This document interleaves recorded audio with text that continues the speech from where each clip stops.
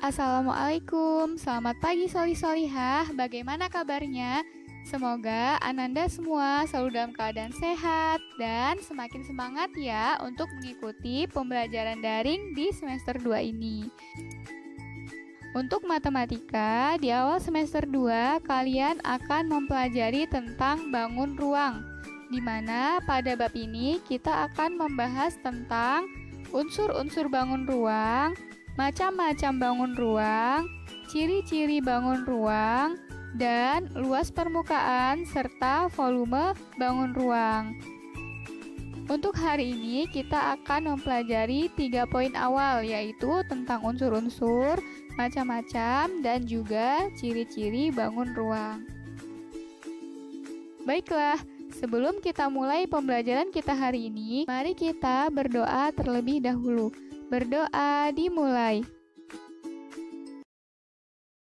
Bismillahirrahmanirrahim. Raditu billahi rabba wa bil islami dina wa bi Muhammadin nabiyyan wa rasula. Rabbi zidni ilma warzuqni fahma. Amin. Adakah yang sudah tahu apa itu bangun ruang? Bangun ruang adalah bangun yang memiliki ukuran panjang, lebar, dan tinggi. Bangun ruang juga disebut dengan bangun 3 dimensi karena terdiri atas dimensi panjang, lebar, dan tinggi. Ada berbagai macam bentuk dari bangun ruang, antara lain yaitu limas, tabung, kerucut, balok, bola, kubus, dan prisma. Dari ketujuh macam bangun ruang tersebut, dapat kita kelompokkan menjadi 2 kelompok besar, yaitu bangun ruang sisi lengkung dan bangun ruang sisi datar. Adakah yang sudah bisa mengelompokkannya? Iya, benar. Yang termasuk dalam bangun ruang sisi lengkung adalah tabung, kerucut, dan bola.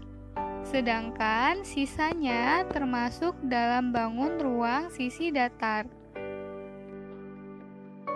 Untuk limas dan prisma, tidak hanya terdapat limas segi 4 ataupun prisma segi 3, tetapi masih banyak lagi. Coba kalian perhatikan gambar berikut ini.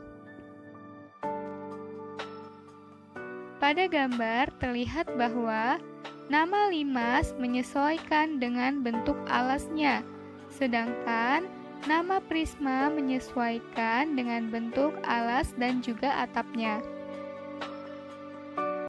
Unsur-unsur bangun ruang terdiri atas sisi, rusuk, dan titik sudut. Sisi adalah daerah atau bidang yang membatasi bangun ruang.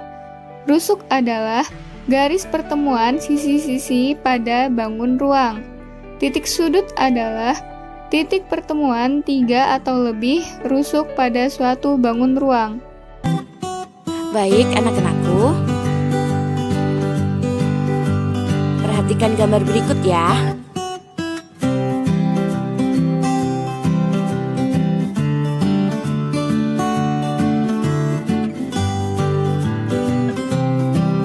Kalian pasti mengetahui bahwa tenda pada gambar di bawah ini merupakan contoh bentuk prisma segitiga. Baik, tahukah kalian tenda tersebut menyerupai prisma segitiga ketika diputar 90 derajat? Perhatikan gambarnya ya. Nah anak-anakku, prisma merupakan bangun ruang yang dibatasi oleh 2 sisi. Sisi pertama berbentuk segi banyak, sejajar, dan kongruen. Kemudian sisi lainnya berbentuk persegi panjang. Prisma mempunyai bagian-bagian bangun yang bentuknya berbeda. Berikut ini merupakan bagian-bagian dari prisma. Dari sebelah kiri ada tinggi prisma, Kemudian dari sebelah atas itu titik sudut, bawahnya sisi atas, kemudian sisi tegak dan rusuk, kemudian sisi bawah atau alas.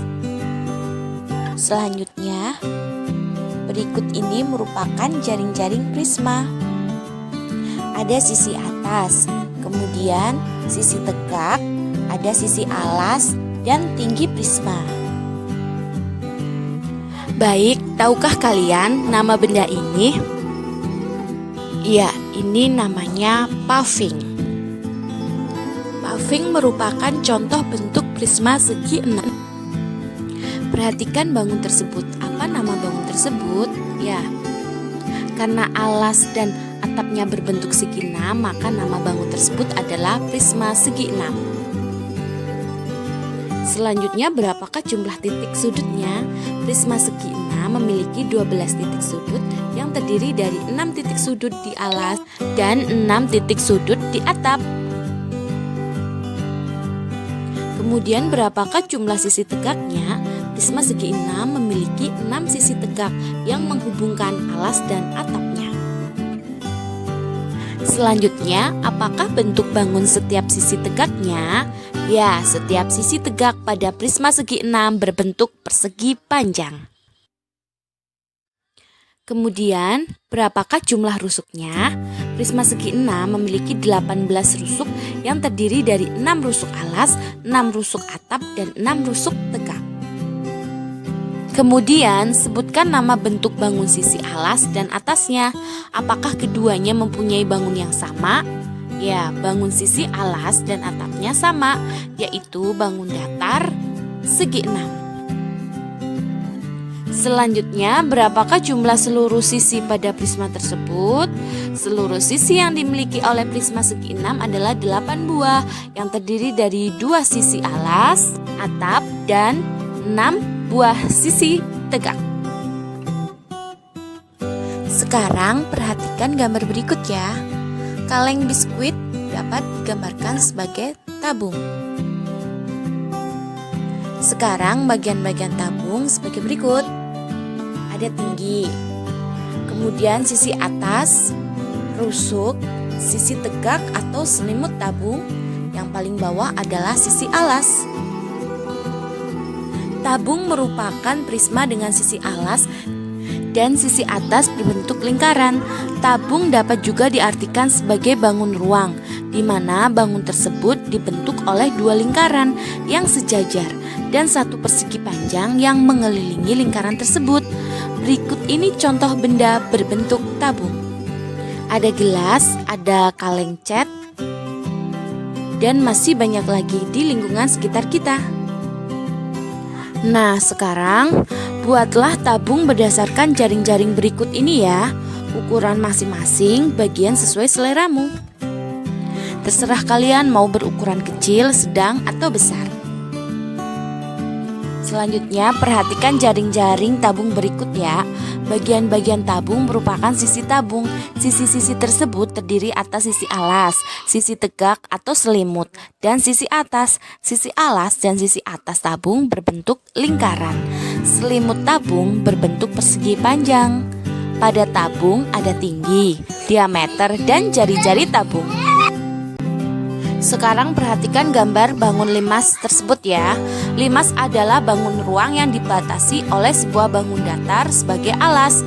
Selain itu, beberapa buah bidang berbentuk segitiga yang bertemu pada satu titik puncak. Limas mempunyai bagian-bagian bangun yang bentuknya berbeda.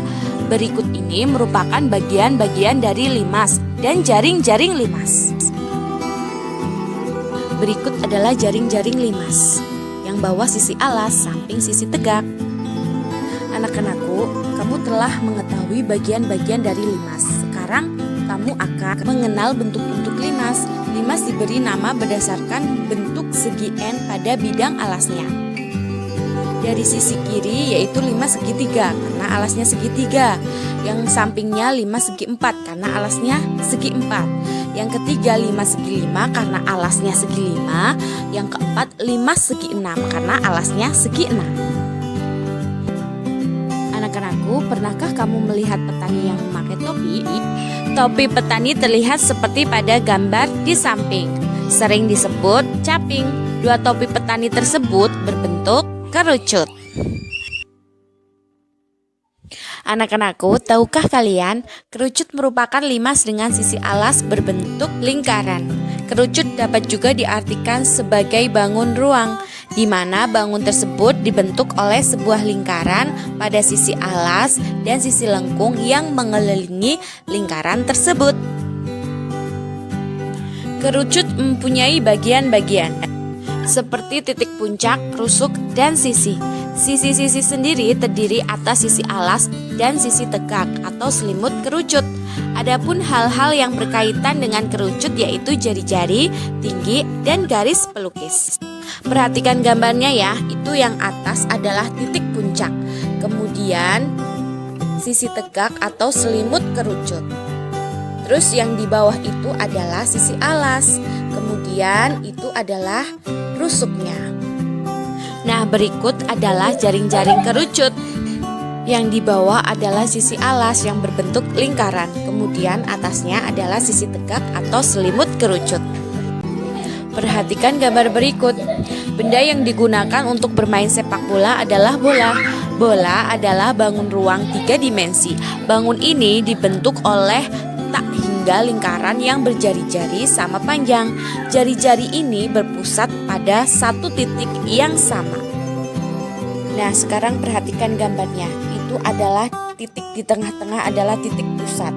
Kemudian itu luarnya adalah sisi.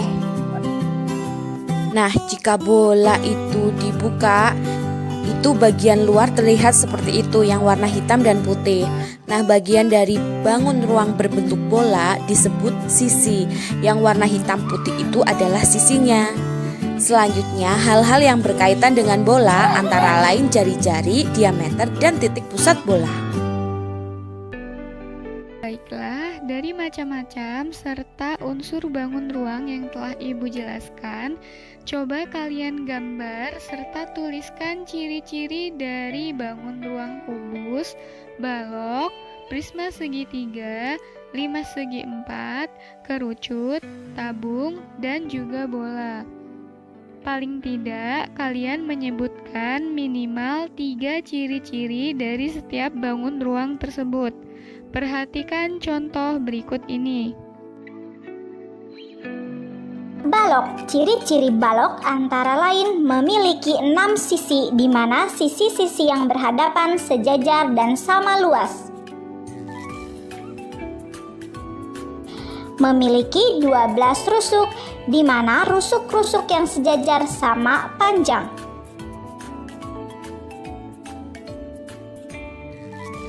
Memiliki 8 titik sudut.